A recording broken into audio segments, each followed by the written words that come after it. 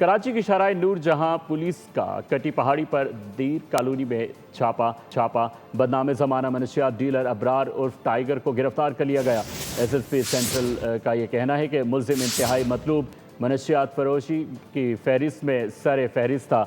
मज़ीद तफसीलात जानेंगे मोहम्मद काशान से। जी काशान, आगाह कीजिएगा।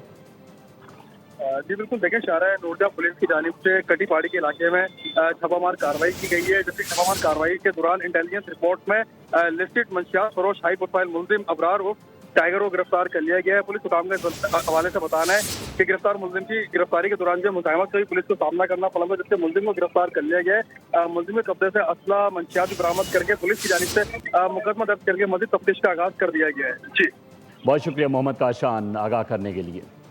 कराची की शराय नूर जहां पुलिस का कटी पहाड़ी पर दीर कॉलोनी में छापा बदनाम ज़माना मनशियात डीलर अबरार उर्फ टाइगर को गिरफ्तार कर लिया गया। SSP सेंट्रल का ये कहना है कि मुल्जिम इंतहाई मतलूब मनशियात फरोशी की फहरिस्त में सर फहरिस्त था। मज़ीद तफसीलात जानेंगे मोहम्मद काशान से। जी काशान, आगाह कीजिएगा।